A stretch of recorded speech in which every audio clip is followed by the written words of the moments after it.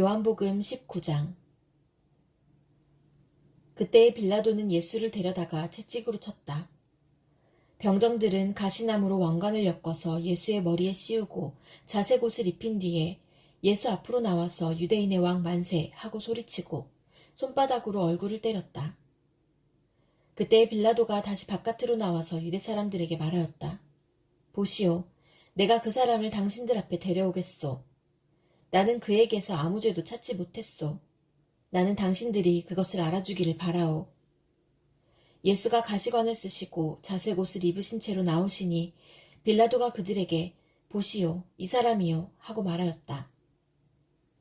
대제사장들과 경비병들이 예수를 보고 외쳤다. 십자가에 못 박으시오. 십자가에 못 박으시오. 그러자 빌라도는 그들에게 당신들이 이 사람을 데려다가 십자가에 못 박으시오. 나는 이 사람에게서 아무 죄도 찾지 못했소. 하고 말하였다. 유대 사람들이 그에게 대답하였다. 우리에게는 율법이 있는데 그 율법을 따르면 그는 마땅히 죽어야 합니다. 그가 자기를 가리켜서 하나님의 아들이라고 하였기 때문입니다. 빌라도는 이 말을 듣고 더욱 두려워서 다시 관저 안으로 들어가서 예수께 물었다. 당신은 어디서 왔소? 예수께서는 그에게 아무 대답도 하지 않으셨다. 그래서 빌라도가 예수께 말하였다. 나에게 말을 하지 않을 작정이요? 나에게는 당신을 놓아줄 권한도 있고 십자가에 처형할 권한도 있다는 것을 모르시오? 예수께서 대답하셨다. 위에서 주지 않으셨더라면 당신에게는 나를 어찌할 아무런 권한도 없을 것이요. 그러므로 나를 당신에게 넘겨준 사람의 죄는 더 크다 할 것이요. 이 말을 듣고서 빌라도는 예수를 놓아주려고 힘썼다. 그러나 유대 사람들은 이 사람을 놓아주면 총독님은 황제 폐하의 충신이 아닙니다. 자기를 가리켜서 왕이라고 하는 사람은 누구나 황제 폐하를 반역하는 자입니다. 하고 외쳤다. 빌라도는 이 말을 듣고 예수를 데리고 나와서 리토스트론이라고 부르는 재판석에 앉았다. 리토스트론은 히브리 말로 가바다인데 돌을 박은 자리라는 뜻이다. 그날은 유월절 준비일이고 때는 낮 12시쯤이었다. 빌라도가 유대 사람들에게 말하였다. 보시오, 당신들의 왕이요. 그들이 외쳤다. 없애버리시오, 없애버리시오. 그를 십자가에 못 박으시오. 빌라도가 그들에게 말하였다. 당신들의 왕을 십자가에 못 박으란 말이요? 대제사장들이 대답하였다. 우리에게는 황제 폐하밖에는 왕이 없습니다. 이리하여 이제 빌라도는 예수를 십자가에 처형하라고 그들에게 넘겨주었다. 그들은 예수를 넘겨받았다. 예수께서 십자가를 지시고 해골이라 하는 데로 가셨다. 그곳은 히브리 말로 골고다라고 하였다. 거기서 그들은 예수를 십자가에 못 박았다. 그리고 다른 두 사람도 예수와 함께 십자가에 달아서 예수를 가운데로 하고 좌우에 세웠다. 빌라도는 또한 명패도 써서 십자가에 붙였다. 그 명패에는 유대인의 왕 나사렛 사람 예수라고 썼다. 예수께서 십자가에 달리신 곳은 도성에서 가까우므로 많은 유대 사람이 이 명패를 읽었다. 그것은 히브리 말과 로마 말과 그리스 말로 적혀 있었다. 유대 사람들의 대제사장들이 빌라도에게 말하기를 유대인의 왕이라고 쓰지 말고 자칭 유대인의 왕이라고 쓰십시오 하였으나 빌라도는 나는 쓸 것을 썼다 하고 대답하였다. 병정들이 예수를 십자가에 못 박은 뒤에 그의 옷을 가져다가 네 몫으로 나누어서 한 사람이 한 몫씩 차지하였다. 그리고 속옷은 이음새 없이 위에서 아래까지 통째로 짠 것이므로 그들은 서로 말하기를 이것은 찢지 말고 누가 차지할지 제비를 뽑자 하였다. 이는 그들이 나의 겉옷을 서로 나누어 가지고 나의 속옷을 놓고서는 제비를 뽑았다 하는 성경 말씀이 이루어지게 하려는 것이었다. 그러므로 병정들이 이런 일을 하였다. 그런데 예수의 십자가 곁에는 예수의 어머니와 이모와 글로바의 아내 마리아와 막달라 사람 마리아가 서 있었다. 예수께서는 자기 어머니와 그 곁에 서 있는 사랑하는 제자를 보시고 어머니에게 어머니, 이 사람이 어머니의 아들입니다 하고 말씀하시고 그 다음에 제자에게는 자, 이분이 내 어머니시다 하고 말씀하셨다. 그때부터 그 제자는 그를 자기 집으로 모셨다. 그 뒤에 예수께서는 모든 일이 이루어졌음을 아시고 성경 말씀을 이루시려고 목마르다 하고 말씀하셨다. 거기에 신포도주가 가득 담긴 그릇이 있었는데 사람들이 해면을 그 신포도주에 듬뿍 적셔서 우슬초 대에다가 꿰어 예수의 입에 갖다 대었다. 예수께서 신포도주를 받으시고서 다 이루었다 하고 말씀하신 뒤에 머리를 떨어뜨리시고 숨을 거두셨다. 유대 사람들은 그날이 유월절 준비일이므로 안식일의 시체들을 십자가에 그냥 두지 않으려고 그 시체의 다리를 꺾어서 치워달라고 빌라도에게 요청하였다. 그 안식일은 큰 날이었기 때문이다. 그래서 병사들이 가서 먼저 예수와 함께 십자가에 달린 한 사람의 다리와 또 다른 한 사람의 다리를 꺾고 나서 예수께 와서는 그가 이미 죽으신 것을 보고서 다리를 꺾지 않았다. 그러나 병사들 가운데 하나가 창으로 그 옆구리를 찌르니 곧 피와 물이 흘러나왔다. 이것은 목격자가 증언한 것이다. 그래서 그의 증언은 참되다. 그는 자기의 말이 진실하다는 것을 알고 있다. 그는 여러분들도 믿게 하려고 증언한 것이다.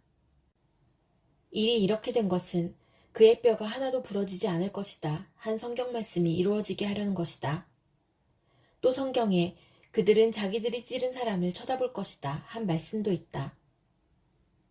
그 뒤에 아리마대 사람 요셉이 예수의 시신을 거두게 하여 달라고 빌라도에게 청하였다. 그는 예수의 제자인데 유대 사람이 무서워서 그것을 숨기고 있었다. 빌라도가 허락하니 그는 가서 예수의 시신을 내렸다. 또 전에 예수를 밤중에 찾아갔던 니고데모도 모략에 침향을 섞은 것을 100근쯤 가지고 왔다. 그들은 예수의 시신을 모셔다가 유대 사람의 장례 풍속대로 향료와 함께 삼배로 감았다. 예수가 십자가에 달리신 곳에 동산이 있었는데 그 동산에는 아직 사람을 장사한 일이 없는 새 무덤이 하나 있었다. 그날은 유대 사람이 안식일을 준비하는 날이고 또 무덤이 가까이 있었기 때문에 그들은 예수를 거기에 모셨다. 요한복음 20장. 주간의 첫날 이른 새벽에 막달라 사람 마리아가 무덤에 가서 보니 무덤 어귀를 막은 돌이 이미 옮겨져 있었다. 그래서 그 여자는 시몬 베드로와 예수께서 사랑하시던 그 다른 제자에게 달려가서 말하였다. 누가 주님을 무덤에서 가져갔습니다. 어디에 두었는지 모르겠습니다. 베드로와 그 다른 제자가 나와서 무덤으로 갔다. 둘이 함께 뛰었는데 그 다른 제자가 베드로보다 빨리 달려서 먼저 무덤에 이르렀다. 그런데 그는 몸을 굽혀서 삼배가 놓여있는 것을 보았으나 안으로 들어가지는 않았다. 시몬 베드로도 그를 뒤따라왔다. 그가 무덤 안으로 들어가 보니 삼배가 놓여있었고 예수의 머리를 싸맸던 수건은 그 삼배와 함께 놓여있지 않고 한 곳에 따로 개켜 있었다. 그제서야 먼저 무덤에 다다른 그 다른 제자도 들어가서 보고 믿었다. 아직도 그들은 예수께서 죽은 사람들 가운데서 반드시 살아나야 한다는 성경 말씀을 깨닫지 못하였다. 그래서 제자들은 자기들이 있던 곳으로 다시 돌아갔다. 그런데 마리아는 무덤 밖에 서서 울고 있었다. 울다가 몸을 굽혀서 무덤 속을 들여다보니 흰옷을 입은 천사 둘이 앉아 있었다. 한 천사는 예수의 시신이 놓여있던 자리 머리맡에 있었고 다른 한 천사는 발치에 있었다. 천사들이 마리아에게 말하였다. 여자여, 왜 우느냐? 마리아가 대답하였다. 누가 우리 주님을 가져갔습니다. 어디에 두었는지 모르겠습니다.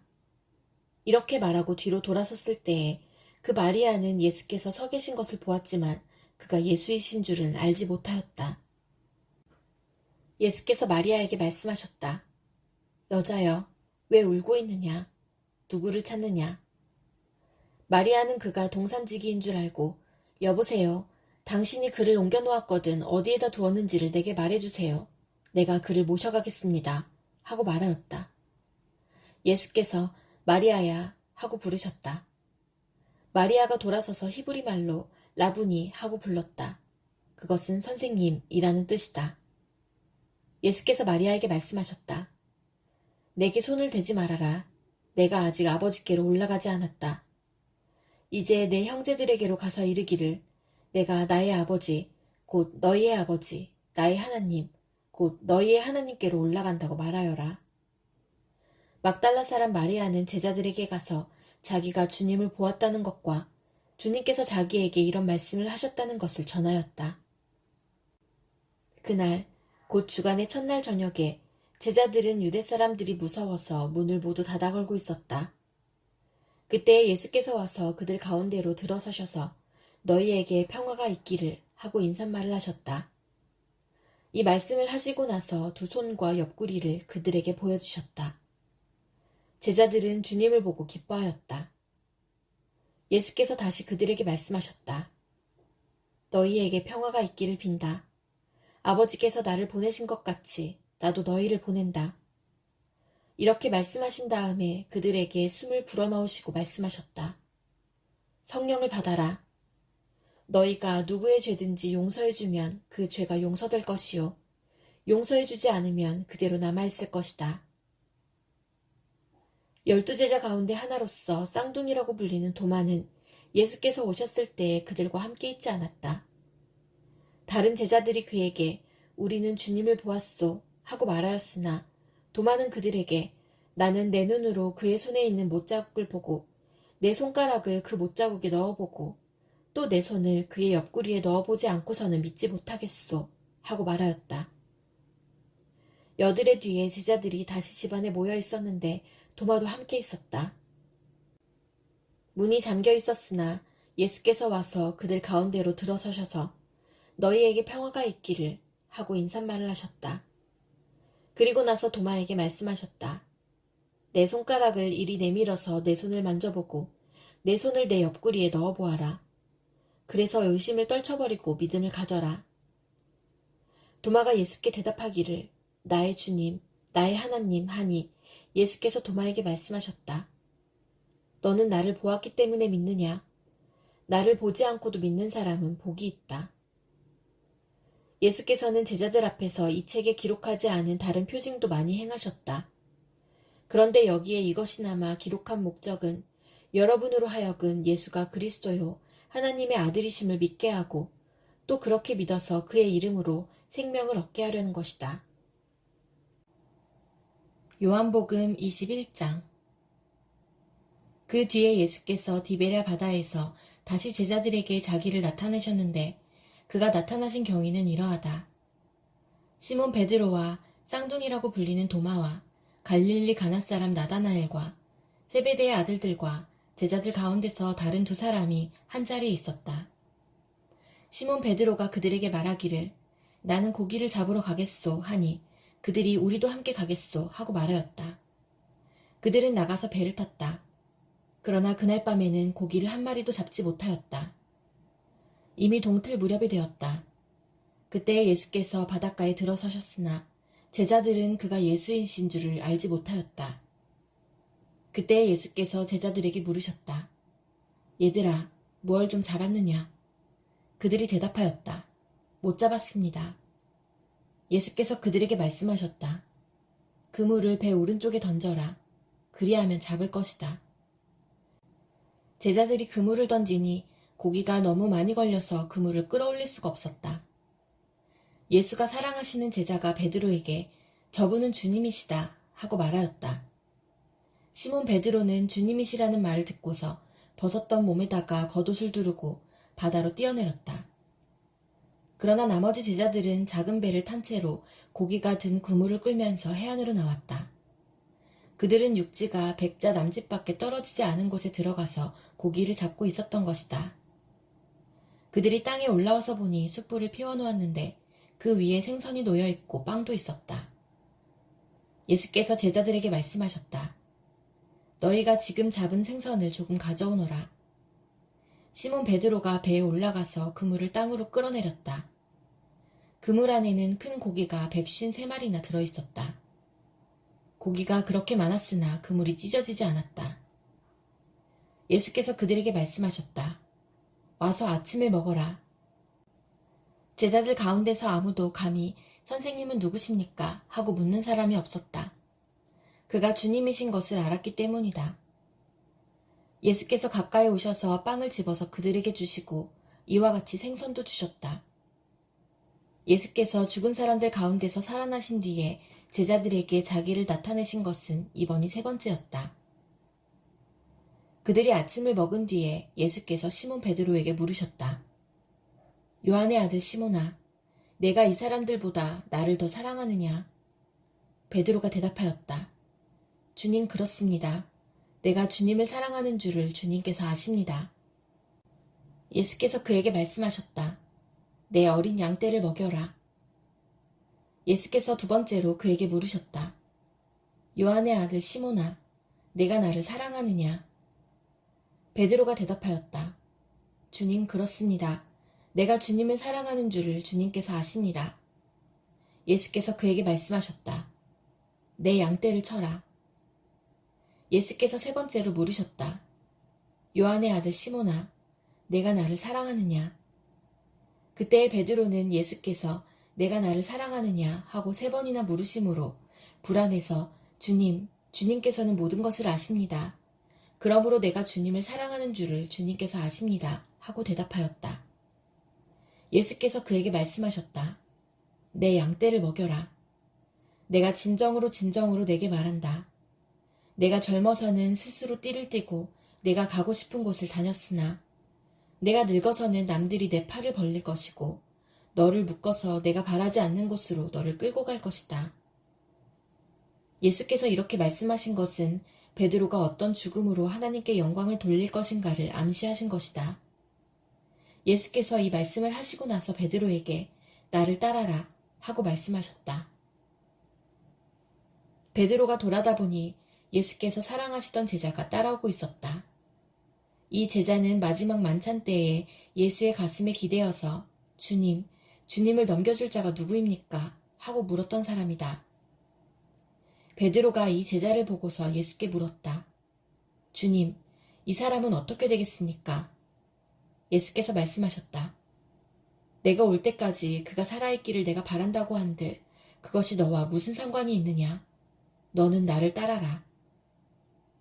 이 말씀이 믿는 사람들 사이에 퍼져나가서 그 제자는 죽지 않을 것이라고들 하였지만 예수께서는 그가 죽지 않을 것이라고 말씀하신 것이 아니라 내가 올 때까지 그가 살아있기를 내가 바란다고 한들 그것이 너와 무슨 상관이 있느냐 하고 말씀하신 것뿐이다.